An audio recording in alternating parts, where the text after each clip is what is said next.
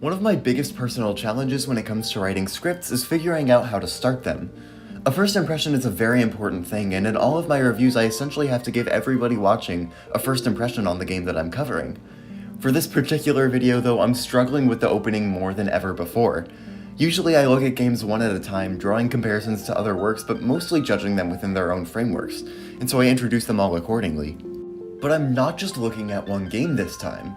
I'm looking at the first game in my favorite video game series. I've played every game in the series, some even multiple times. I think about it constantly, I branded my whole channel off of it, and anybody who knows me well knows about my intense love for this series. And that's exactly why I want to do everything I can to cover every single game here in a way that does them all justice. So this video is the first in a series in which I'll be looking at every single mainline Final Fantasy game. Final Fantasy is a game that, at this point in time, is largely defined by its status as the first in this titanic series. The game first released in 1987, around 36 years ago at the time of this video. The series has evolved, changed, and grown exponentially since then, and because of that, it's gotten pretty easy to forget what this game meant when it was just that, one game. In 1987, Final Fantasy was an RPG published exclusively for the Famicom in Japan, inspired heavily by Dragon Quest and Dungeons & Dragons. It was developed by Square, a relatively small company facing bankruptcy. It wasn't exactly a runaway hit, but it was a success in its own right. It reviewed pretty well and was far more popular than anything Square had done before. For a while, there was a fairly famous story behind the naming of the game. Square knew that this was pretty much their final shot in the video game industry, and if this wasn't a success, then the whole company went down because of their increasingly worrying financial troubles. Hence the name, Final Fantasy. If it wasn't a hit, it would be Square's swan song. Unfortunately, reality isn't so poetic. It's true that Square wasn't doing well financially, like I already mentioned, but Final Fantasy was never a do-or-die project for them. The truth behind the name is a lot more mundane. The game's director, Hironobu Sakaguchi, wanted the game to be called Fighting Fantasy, but that name was already taken by a tabletop game, and he wanted to keep the abbreviation as FF, so he chose the next best word to fit. Final Fantasy's visual aesthetics were defined by the works of Yoshitaka Amano. This was an era in which visual aids were much more important to a game's identity than they are now. The Famicom was an extremely limiting piece of hardware. It couldn't show much detail, could only show 2D visuals, and everything that was shown had to be blocky and pixelated. Having this outside artwork put an image in the player's head that they could keep with them while playing the game. Final Fantasy is arguably one of the best examples of this, specifically because of the extremely distinct style behind Amano's artwork. The shapes he creates and the colors he uses lend perfectly to this feeling of otherworldly fantasy, and it feels elegant. The visuals in this game obviously don't match this, but since most assets were designed by Amano first and translated to pixels later by a separate team, the game is able to retain a consistent visual identity. The soundtrack was handled by Nobuo Uematsu, but unlike Amano's art, the soundtrack has no form of external aid to help the player imagine the full potential. Soundtracks for video games in this era were extremely tricky to compose because of the limited hardware only allowing for very specific sounds and very few channels to run those sounds through. Tracks had to be really short to conserve memory, and they would have to loop frequently to avoid awkwardly cutting out. So given those limitations, it's hard to call Uematsu's work on Final Fantasy anything other than exceptional.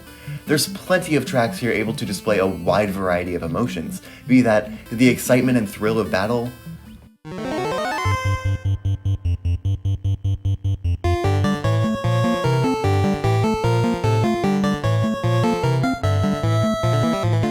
or the whimsical joy of exploration.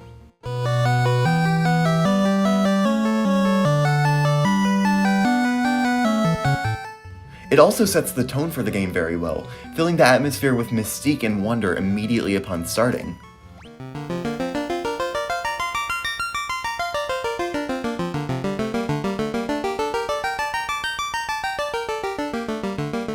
Uematsu's soundtrack, just like Amano's art, is a distinct part of Final Fantasy's identity, and one of the most important reasons it's able to maintain a consistent aesthetic. The game itself was revolutionary in its own right. This battle screen is something we take for granted now, but in 1987 there was nothing like it. It's easiest to show why this was so effective by comparing an average battle in Final Fantasy to an average battle in the original Dragon Quest. Here in Dragon Quest, it's a first-person view, and you're just controlling one character. In Final Fantasy, not only can you see the monsters, but you can see your own characters too. Characters, plural. You aren't just controlling an individual, but you're playing as a whole party of 4 warriors, each with unique attributes and abilities that naturally lead them to take on different roles in battles. And because of this, Final Fantasy was a big leap forward for RPGs on video game consoles. I spent a lot of time talking about what Final Fantasy was in 1987, more than I initially expected, but I feel like it is extremely important to set that foundation. It can be hard to remember 36 years down the line, but the original Final Fantasy used to be extraordinary. I say used to be because anybody playing the original game at this point is likely to be immediately repulsed by how much it's aged. It's obvious just by looking at the thing. Of course, it looks old and it sounds old, but its issues run much deeper than just that. The biggest issue is that the game's mechanics hardly even work correctly. There's extensive coverage out there of just how many things in this game don't function as intended, and there's so many issues that it's not even worth beginning to look at them all, but just know that it's impossible to avoid any kind of programming mistake. On top of that, the game is extremely slow, and even the mechanics that do work properly are outdated and have since been replaced with more intuitive systems in many games since. Final Fantasy on the Famicom, or NES for the American localization, is not a game that many modern players will find remotely appealing, and it hasn't been for quite some time. But that's exactly why the game has a notorious amount of re-releases, dating back decades. There are too many to cover, but the most significant versions are the ports to PS1, GBA, PSP, in addition to the Pixel Remaster. The PlayStation version served primarily as an aesthetic overhaul, while fixing the vast majority of bugs and updating the script. The GBA version downgraded the graphics slightly, but added new content in the form of 4 additional dungeons. Arguably the most significant difference is completely changing the magic system to be in line with the MP system of later Final Fantasy games, but I'll get more into that later. The PSP version essentially took the GBA version and made it look a lot prettier. The Pixel Remaster is currently the most modern and accessible way to play the game, and it's what I played for the purposes of this video. This one is interesting because it seems to try to emulate the experience of the original much more than any of the previous re-releases. The visual redesign leans heavily into the pixelated aesthetic of the classic FF games, but still uses modern technology to its advantage, which is especially apparent in some of the visual effects. Backgrounds are highly detailed and look fantastic, and animations are updated to match the standards of the later 2D FF games, which makes the most difference in cutscenes. The soundtrack has received a complete overhaul, which was overseen by Uematsu, and it just sounds phenomenal. Here's the main theme of Final Fantasy played from the original soundtrack, compared to the same theme in the new one.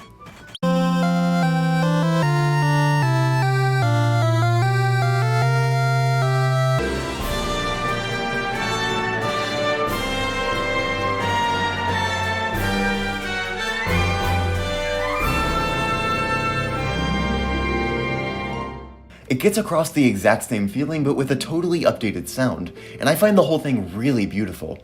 This version of the game also comes with some quality of life features that I'll get into later when I talk about the gameplay. The biggest points of contention with the Pixel Remaster are how it takes steps to undo the most significant changes that the previous re-releases brought. Bug changes are kept intact, but the extra dungeons added in the GBA version are completely gone, and the magic system is restored to how it was in the Famicom original. Opinions on these aspects will vary depending on who you ask, but in my opinion, I really respect how the Pixel Remaster is able to update the presentation while retaining the original game's identity as much as possible. Even if the mechanics are odd or outdated by today's standards, I would rather have that than having much more modern mechanics shoehorned into a game that was never properly designed or balanced around them. It makes for a much more accurate representation of the qualities that continue to make the original Final Fantasy stand out from the rest of the series going forward, and I really appreciate that. Personally, my biggest issue with the Pixel Remaster is the way that it just includes cheats that essentially let you bypass any form of real engagement with the game. You can turn off random encounters or increase the amount of XP or gil you get up to 4 times the intended amount, which really just gives people an out to not actually play the game. It's honestly not the biggest issue with the original installment for reasons I'll definitely touch on later, but without getting too ahead of myself, just expect this to be a recurring issue with the majority of Final Fantasy remasters. Finally, jumping into the game itself, the first thing you do is choose how you want your party to be laid out. There are 4 characters, but you can have each of those characters take on any of 6 classes. There's the Warrior, Thief, Monk, Red Mage, White Mage, and my personal favorite just because of the design alone, the Black Mage. The Warrior is basically the powerhouse class, with high physical stats across the board. The Thief and Monk don't have quite as high base stats and don't have access to all the same equipment that the Warrior does, but they make up for it in their own unique ways. For the thief, that means higher speed and being able to get in more hits for every turn. For the monk, that means that as they level up, they actually become more powerful without any equipment at all. The mages specialize in different magic depending on their type. White magic is typically defensive, offering healing and support, while black magic is typically offensive, letting the user keep the pressure on the enemy with a variety of elemental attacks. Black and white mages both specialize in their own specific styles of magic, while red mages have access to both but aren't quite as proficient in either. So as soon as you start the game, there's a ton of potential party combinations and different ways to approach the game. Do you want more of a physical focused build or more of a magic focused one? What kind of magic do you want to focus on? Do you want magic at all? Which physical classes do you think will be most beneficial? How many physical attackers do you want? Every class has its advantages, but inevitably you'll have to let at least 2 of them go. Which will those be? Maybe you're a bit more experienced and want to try putting 2 of one classes in the same party. Maybe you're feeling really risky and want to try a run with only white mages. These are all questions you'll have to think about while starting Final Fantasy. I really like the class system here. Like many things in this game, it's actually quite simple in retrospect, but it adds a unique kind of decision making and replayability right off the bat that you don't really see in too many games anymore. Personally, I went with the default setup, that being Warrior, Thief, White Mage, and Black Mage. Sure, it's a basic setup, but I really like the balance between physical and magic characters here, and having a dedicated mage for each form of magic allows me to use both to their highest potential without any compromises, all while I have my 2 physical fighters keeping the pressure high on enemies at all time. Another thing I like about how you choose your own party is how none of these characters have any set canon names, so you're coming up with everything here. In that sense, the original Final Fantasy is a very pure role-playing experience. You're encouraged to come up with your own stories and your own characters to supplement the adventures happening in the game. I feel like for a lot of people this naturally leads into naming your party after your friends. At least that's certainly what I did. And I won't lie, I typically never rename characters in RPGs, but I found doing it here very charming. It was like we were all going on our own little adventure, and since I could clearly imagine the people I was traveling with, I could imagine exactly how they'd react to certain situations, and that made the whole thing pretty fun. This is another aspect of FF's design that you don't see that much in games anymore, at least not presented in such a blunt manner. Final Fantasy is extremely upfront about the fact that this is your adventure with your characters. And that's a very good thing, because when it comes to what the game itself offers in terms of story and characters, there's pretty much nothing here. After you choose your party, you're shown a world where the elements are thrown completely off balance, and after that you're told that your group is made up of the 4 legendary Warriors of Light. Each of you holds a crystal corresponding to each of the elements, and it's up to you to restore them. It's also up to you to figure out how to go about doing that. And that's most of what the story has to offer. The whole game is pretty much you and your adventurers traveling across the world restoring the crystals. The game goes off the rails a bit towards the end, suddenly turning into a story about a time loop in its final hour, but for the most part, it is extremely simple stuff. I think the section of Final Fantasy that best represents the goals of the game's storytelling is this iconic bridge section here at the beginning. You've just completed your first major objective, rescuing the Princess Sarah from Garland, and you step foot across the bridge and are treated to this text scroll alongside the main theme of Final Fantasy in a beautiful pixelated sunrise. And so their quest began. The game isn't worried about getting caught up in the specifics of anything going on. It's a game built to highlight your own Warriors of Light.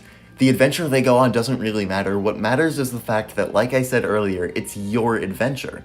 So even though the story of Final Fantasy may be painfully basic to some, I think it works well enough for what it is, and it has a certain amount of retro charm to it, especially now. The story is obviously extremely dated both in its presentation and aspirations, and the same can mostly be said for the gameplay as well. However, while I find Final Fantasy's story charming as a reminiscent piece of its era, I can't say the same for the gameplay. I understand that what this game accomplished for the time was fantastic, but 36 years down the line, it just does not hold up. I've already touched on how the original release had plenty of aspects that just blatantly did not function as intended, but even past that, I feel that Final Fantasy is fundamentally dated in a way that no remaster could ever fix. I want to start with the positives though. Because the game is so simple, it leans pretty hard into its character progression. Playing this game, you'll probably notice your characters getting more powerful at a pretty alarming rate. The game is really short. This playthrough only took me around 8.5 hours, playing casually, but in that time your party will go from level 1 to around 50. Level ups are abundant and the rewards from level ups are fairly substantial. You'll notice health numbers increasing frequently throughout your playthrough, and you'll constantly catch your fighters doing more and more damage than they used to.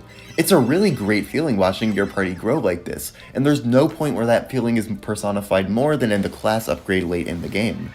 Once you hit a certain point in the game, your entire party gets a significant upgrade, changing not only their stats but their physical appearance. It's much more than just a simple level up, and it really nails home how far your group has come. It's the biggest moment of personal growth, and even though it's really simple and old, I think it's still a really charming moment that's still effective today.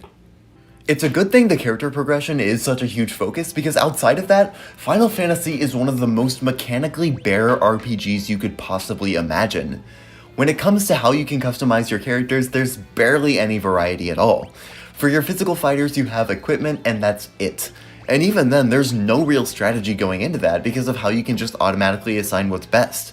It literally is just a case of bigger number equals better with nothing more to it.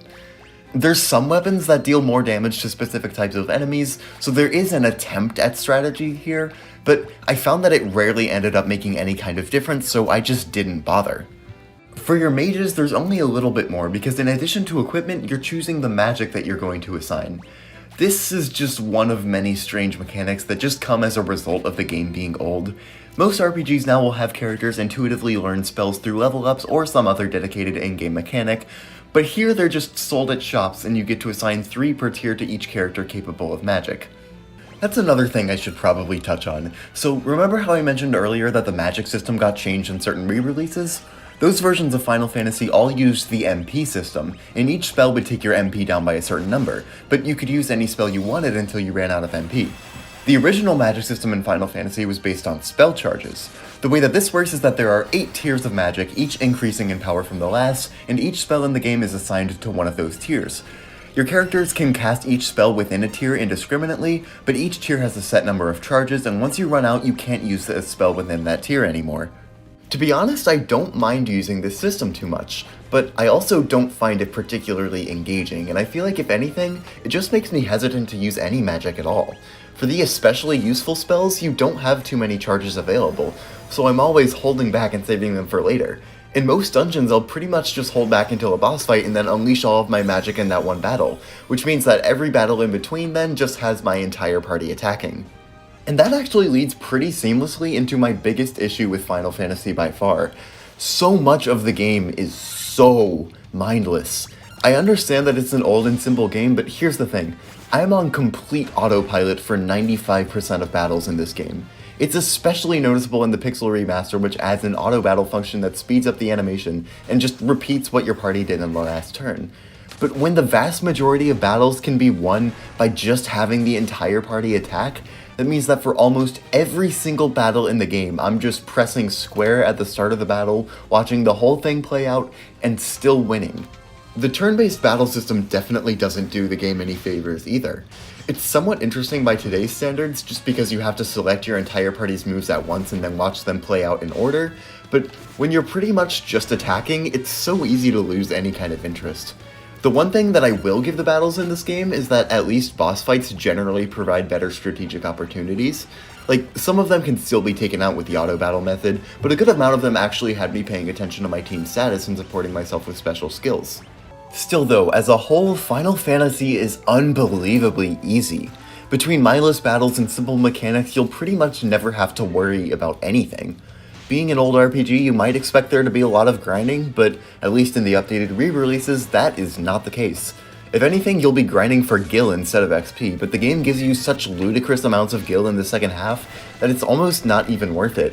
I had to check multiple times to make sure I hadn't accidentally turned on one of the Pixel Remaster's modifiers, but no, the game just completely drowns you in gil.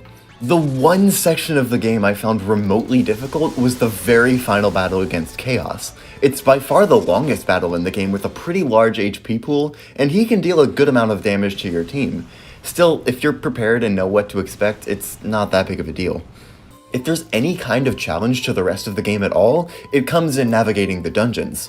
The dungeon design is pretty obnoxious at points, and progression mainly comes out of trial and error trying to waste as few steps as possible. And even then, this is totally mitigated by the Pixel Remaster, which gives you a map. But the dungeons can still be frustrating if you try and explore everything to get all the chests, just because the encounter rate is so obnoxiously high. And since combat isn't engaging, it's like the game just stops you from exploring every few seconds. This is especially bad in some of the dungeons where you reach the end, get what you needed, and then have to backtrack the entire thing just to leave. The worst example of this by far is the Terra Cave, which forces you to go through it once, reach a roadblock, leave, and then return later with an item to pass that roadblock. Dungeons in Final Fantasy are not fun or engaging. They are just tedious ways to drain your resources at some cheap attempt at difficulty, which is completely offset by the ridiculous amounts of gil the game throws your way anyway. Even in a lot of miscellaneous sections, Final Fantasy has a few mechanics which aren't necessarily bad, just very strange and dated for today's standards. For example, inns don't completely heal you, they just restore your health and MP. They won't restore status ailments, and they won't revive any dead party members. For status ailments, you'll just have to use an appropriate item. But to revive party members, you have to take them to a church and have a priest resurrect them. Also, most equipment in the late game isn't actually intended to be equipped at all, but used in battle like an item. It's really strange, and it never feels like there's a good reason to do it. Aspects like this aren't necessarily bad, but they just further add to the feeling that Final Fantasy is a really weird and outdated game. I think it's clear at this point that I don't really recommend playing the original Final Fantasy, at least not by normal standards. One of my commenters put it really well under a community poll that I made while writing this script. It was a crazy game back then, but nowadays it's not that great anymore. It certainly has charm, but the experience of actually playing it is overshadowed by the mindless combat and complete lack of any sort of mechanical depth. I can't bring myself to call this a good game. But I also find this to be undeniably one of the most important games of its era. Through its relatively unique approach to storytelling and characters, interesting sense of art direction, and even its gameplay, Final Fantasy used to be one of the high points of the RPG genre. Playing Final Fantasy in 2023 is more of an 8 to 10 hour history lesson than anything else. That may sound boring to a lot of people, and I completely understand that. Like I said earlier, I can't genuinely recommend this to the vast majority of players. But for a certain group of people, there is still incredible value to be found in revisiting this original title, and I am part of that group of people. Objectively speaking, I don't think the game is anything all that good anymore, but I still can't help but respect it so much. I find it really exciting to go back in time and look at the origins of mechanics that would be fleshed out further down the line. Not only was it boundary breaking for the time it was released, but it was beyond critical in laying the foundations for the rest of the Final Fantasy series, my favorite video game franchise. It's nowhere near my favorite in the series, and if I had to rank them all, it would honestly end up pretty low on that list. But it's a very special installment in its own right, one that I'm very happy is well preserved and conveniently available for anyone who's curious.